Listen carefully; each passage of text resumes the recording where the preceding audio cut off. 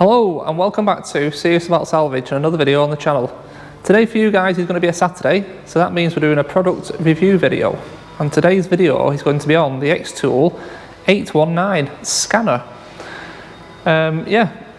I quite like it in all fairness. It comes with 3 years of updates and it comes with a 2-year warranty and it's listed at £599, but do check the description because there will be a code in there and a link to it with some discount hopefully. So that's what today's video is going to be. I haven't done a review video for a while in all fairness, but there is going to be a couple coming soon, so I hope you can watch this video because it does help support the channel. And when I get sent items, I always make sure that there's something that I'm going to use, you know, that's going to be beneficial to you guys that perhaps are doing bits and pieces like I'm doing on these salvage cars, or even if you've got a few cars of your own of different manufacturers. Having a scanner lying around is a very helpful tool because it's not cheap having to go to garages to get places to scan your car for you. It's going to be £50 a time, I would have thought, maybe. So yeah, let's turn around, let's have a look. We'll have a look at the box, some of the functions, and then we're going to test it out on a few cars and see how it performs really. So let's dive in. Right, here we are. This is the scanner. So it comes in a nice box with a bit of a picture on the front. That's what it's going to look like. Some of the functions there. And inside the box, you have this. In fact, there's one other piece I've left over here. The cable for it. And that cable's going to be in there.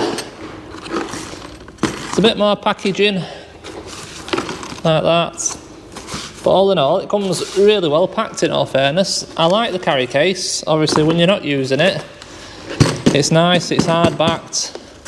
You put everything back in it and it'll keep it nice and clean and safe. Well padded in there. Yeah, nice. So obviously you've got your scanner. There's a charge cable, which I've currently got plugged in the wall. You're going to have, this is going to be your cable to connect it to your computer to update it. So remember, you've got your 3 years free updates.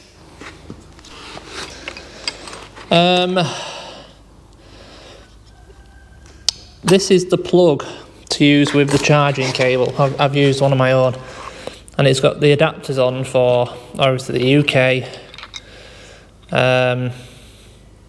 America.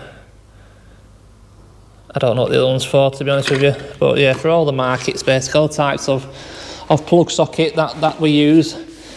And so the first time you turn this on, I've already powered mine up. You will need to activate it, or you can do like a trial, which I think, if I remember rightly, I think it works once to do some scans, but the second time you try to scan, it don't allow you to do it. So you need to activate it, and to activate it you need an internet connection. So just bear that in mind the first time you come to use it. You're going to want to activate it. So I've literally just used hotspotting on my mobile. Bit of glare on the screen, I do apologise. And registered it. You'll need an email address as well, so bear that in mind. So this is the main screen. We've got special functions, we've got report, remote control, auto scan, diagnosis, update, settings and more. I think the auto scan and diagnosis is going to be pretty much self-explanatory. If we look into special functions, you've got all these. I can see quite a few there that are, oh, there's even more, that are going to be quite helpful in all fairness. So we'll check out a few of them at some point. A report, you can create like a report of the results basically, by the looks of it. That looks all good. The remote control, I would have thought, is that's going to be to access it from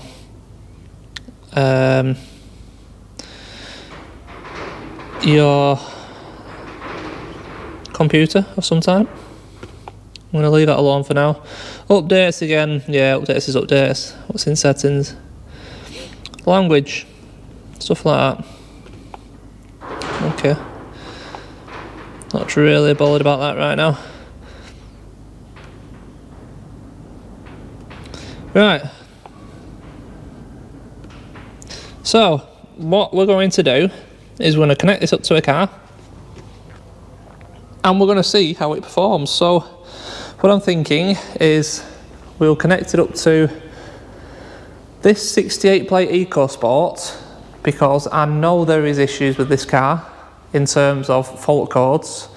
We do have airbags blown, so it will pick up them, and we can perform a few tests on it and see exactly what this scanner can do for us. Maybe then we'll try it on another car as well, just out of interest. Obviously can't do it on that BM, it's not got OBD2. I'm not going to bother with that. There's a couple of cars outside. I'll pull one in after we've had a look inside this, and we'll see, just see what the scanner's like basically. Right, I'm inside the Ecosport and we're going to do this in real time so we can see just how quick this is. So ignition on. I don't need to turn it on, the lights are on, so I just want to go straight in and do a auto scan. So I want to know how fast it is. So it's found the car already. 2018 Ecosport, 1 litre EcoBoost. Yep, everything looks good there. So I'm going to go automatic scan. Wow, that flew through them first 10. Slow down a little bit now. I think it's because these these ones don't actually exist, the your control modules, so it takes a couple of seconds looking for it. If you can't find it, it then goes past it because it's not there. But that's through 20, 21 and 22, so it's looked for 22, it's found 15. So that is quick. Yeah, actually that is quick. Quite happy with that. No faults on the powertrain. I wasn't really expecting any. The main faults I was expecting were this restraint control module. But let's have a look in the anti-lock braking system. So look in here. So inside you can read the ECU information, read trouble codes, clear trouble codes, you've got live data and special functions. I want to have a look at the trouble codes. Your rate sensor. Alright, okay. I would expect that probably just clear down. Alright, so let's do the main thing we're here for. Restraint control module. Read trouble codes. So it's performing an auto component self-checking process. Alright. Hope this is coming out on camera okay for you.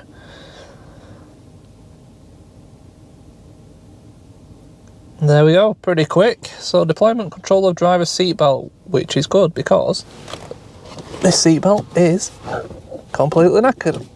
So that's right. Deployment control of passenger seatbelt. Yes, that is locked up. So that's good.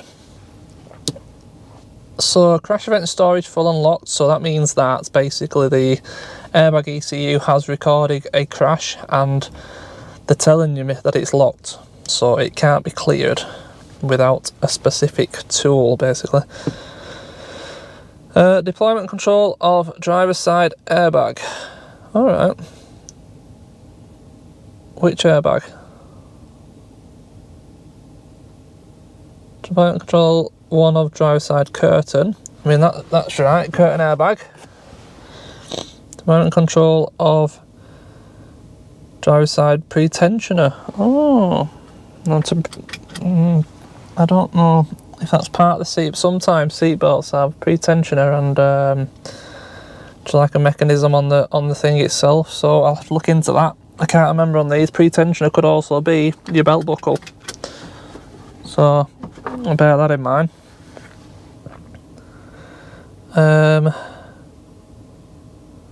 Cut off event of fuel. I think that's going to be a past one there. What shall we do? What we'll do is, so there was 11. Let's clear. Let's see what comes back. Scan it again.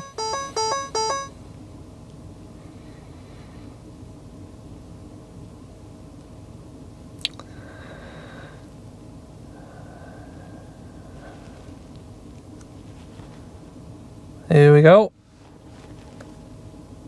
10. So it did clear one of them. I'm interested to know what deployment and control of driver side airbag is, because driver side airbag to me is this, and it's not fired. So, yeah, interesting. Right. That's fine. So I was pretty much expecting all of that, in all fairness. Body control module. This is going to be... well, I'll just let it scan and you can see for yourself. Oh, it just fired the horn on its own. So what it's doing is basically it's checking all the components that this module controls to make sure they all function, and the body control module obviously controls the horn, so that's why it tested that. Central lock, oh no, the boot lock's just fired. It's just tested the boot lock on the tailgate. Oh, auto lamps off, input valves on battery of vehicle. Okay. What happens quite often with these cars is because they've been... I'm not going to do that actually. In a storage yard for quite a while, they do get quite a lot of faults on them that will just clear down because the battery's been flat basically. So this car does run, so what, shall we try out a few live datas? Let's try that. So there we go, we're up and running. Let's go into powertrain control module. Let's go in there. Special functions. Reset PCM, keep alive memory. Oil zero manually. Alright. Where is... I was expecting there to be some live data in there, but there isn't.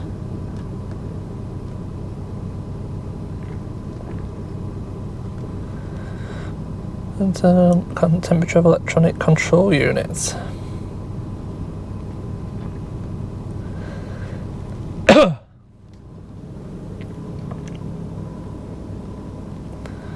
All right.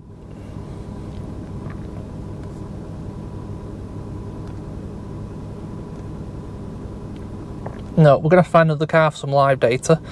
But in terms of the results it brought up for this, everything I pretty much expected, to be fair, so that's good. Let's try it in another car and see what else we can find.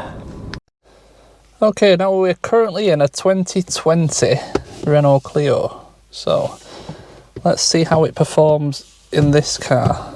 I don't know where to put the scanner. There we go, that'll do. So I'm just going to do an auto scan again quickly. Just want to see what we can pick up. It's a Renault 5 automatic scan, and let's see what happens. Renaults can be a bit more difficult to scan than the Fords, so see how it performs on this.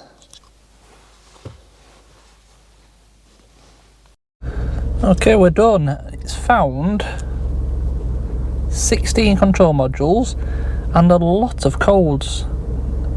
Now this car is completely repaired, but I have actually never scanned it, funnily enough, because there is no fault lights. Once repaired, all the faults cleared. Now ECU's control modules do store codes, which is what we've got here. So it'll be interesting just to see how many actually clear. In theory, they all should clear because the car runs fine, it drives fine, there's no lights on the dash. But yeah, there's a lot, and this is what I was referring to earlier with these cars. They're left flat, dead, no battery connected in a yard for a while, so when you reconnect the batteries, if they're low voltage, you do end up getting a lot of faults anyway. Should we have a look? I mean, let's have a little look at this airbag pre-tensioner one, because there is definitely no airbag light. Let's have a look at this. So yeah, radar not detected, and it's a code in the memory. The radar was damaged on this car, it's had a replacement radar, so what I'll do is, let's just clear this one, just out of interest, and then we'll go back in it. System normal, no trouble codes, see what I mean? So a lot of them are going to be memory. Let's have a look. I want to look. Now there's a separate controller for the front radar, so let's have a look at that. Again, they're going to be memory codes, yeah. Internal fault, overheating, over voltage, ABS multiplexed emissions gone missing. They're all memory again, so they're all clear. Have a check. Yep, system normal, no trouble code. What I want to look at is the live data. Let's see what this assistance. Alright, so I mean, I'm not going to pretend to know what I'm looking at here in all fairness, but it's just interesting to see the kind of things you can check, isn't it? Right, what I'm going to do is, down here you've got to clear all DTCs. Let's clear them all, let's see what happens. So it's doing the injectors first. There was 5 cores on the injection system. Not sure why, but we're going to find out how this does now. Alright, complete clear is done. Now we have been left with 5 faults in the injection system or control module, and 1 in the air conditioning. Now the aircon, yeah, I know it's not been regassed, so although it still turns on, it won't blow cold because there's no gas in it, so you'd be thinking it's working, but this tells you it doesn't and it needs regassing, which is good, to be fair. So let's have a little look in the injection. Diagnose, read trouble codes. Let's have a look what's left. So it's telling us again the refrigerant pressure sensor voltage, circuit voltage below threshold, so there's no refrigerant in it basically. Inconsistent throttle valve position, 2 comp faults, radar not detected. But if you look at all 5 codes, they're all in the memory, so they're not active faults, so I'm not too sure why they're not clearing down. But like I said, French cars can be difficult. They tend to be very protective with the fault codes, and make them very difficult for these generic scanners that work on all types of cars to function 100% to their abilities. It's not a fault of the scanner, it's the French cars. Unless you get the French specific tool for Renault that'll only work on this car, you're not going to get a scanner that'll function perfect with it. I mean, it's cleared 99% of them, all the active stuff is gone. It'll tell you what you have and haven't in terms of faults. It's alright, but yeah, like I said, it's French cars, it's not the scanner, it's just French cars. They can be a pain, so that's all good. So what we'll do now is just have a quick look in the special functions area and see what we can do in there. We're already in there, aren't we? Special functions, yeah. So let's have a look. Steering angle sensor, oil reset is always really helpful. If you want to service the car yourself, you can reset the lights. Electronic parking brake, that's a really good function, because although this car is a manual handbrake, wouldn't need it in this car. If you're changing rear pads on something that's got electronic parking brake, what happens is this function will release a mechanism inside the rear. I don't know the exact wording for it, but the rear caliper is electronic on them, and it releases a mechanism inside them so that you can push the piston back in, straight in, with a pair of big clamps, so that when you refit the new pads, the caliper goes back over. I've used it a lot, it's a really good function actually. These modern cars, everything's electronic. So, let's have a look. Key programming, let's have a look at that. This product's relevant data used for normal vehicle maintenance. Okay, so disclaimer just saying they're not responsible for any damage caused. Let's have a look for this car we're connected to. See what is available. Program key. So this car's obviously a Renault Clio 5. We don't have the functionality on this. It only goes up to Clio 4, unfortunately. But let's have a look. Let's just keep going. Just out of interest. Add key. All keys lost. This will help. The first read pin code may cause the car fail to start. Alright. So without having a car I actually need to program a key for, we can't really test this out, but there is a lot. I mean, that's just Renault's. There's a lot of options in there. If we come out of Renault's, let's have a quick look at, I know we're not in it, but, oh, don't want to do that. What have I just pressed on? I think I just pressed on Lincoln. We don't have Lincolns, not in this country.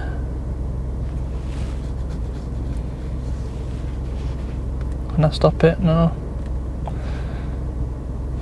That's it, go back. Right, try that. Let's have a look at Audi's. Audi.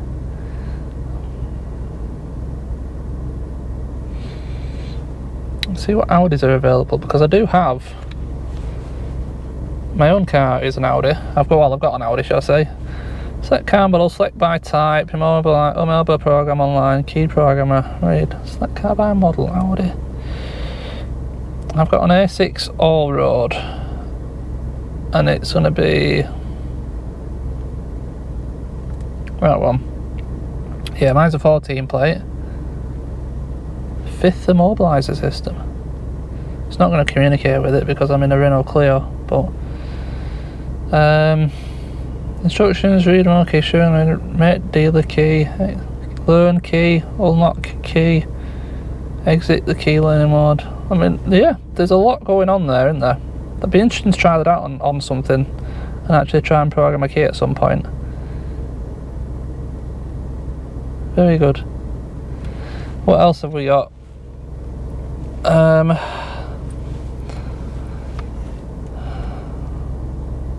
Throttle position sensor, TPMS reset. I mean, I needed to do that the other day, funnily enough. That'd have been a nice thing to try. ECU configurations, tyre upgrade, start injector coding, that would be something. DPF, so you can do a regen. That's always a handy thing to be able to do. ECU configurations. How would it? It's not there. Okay. I mean, there's loads of things to play with on this. You could mess around with it all day, couldn't you, really? You really could.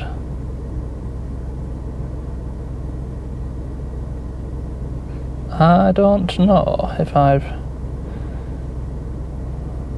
reset. Let's just have a look at this. Don't even know what any of them are now.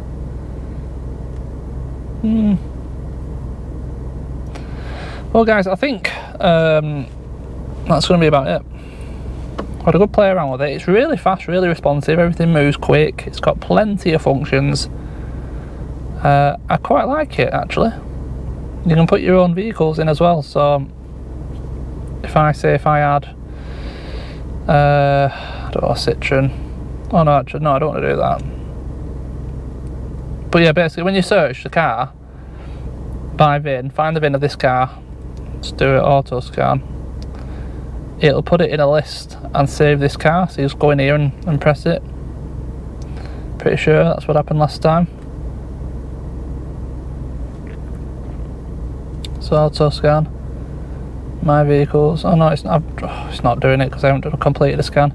Anyway guys, I think that's going to be it. I've had a good bit of fun messing with this. It's a good bit of kit, like I said. There'll be a link in the description. Check it out. I can't tell you how useful these kind of things are. Even like for run-of-the-mill issues like a traction control light, which is common, generally is a wheel speed sensor, but you know, these will pick it up, it'll tell you which wheel speed sensor it is. You know, jobs that you can do at home and save yourself a lot of money. Obviously you've got a bit of outlay first buying one. Like I said, the fact this one's £599, but don't forget you get your 3 years of free software updates and a 2-year warranty with it. And yeah, I mean, you would definitely, if you're capable fixing bits and pieces on your own car, get something like this. It'll definitely pay for itself in the end, especially if you're doing the repairs yourself as well. Yeah, and save you a lot of time. So check it out. I hope you enjoyed the video. Yeah, thanks for watching as always. I'll see you in the next one. Cheers.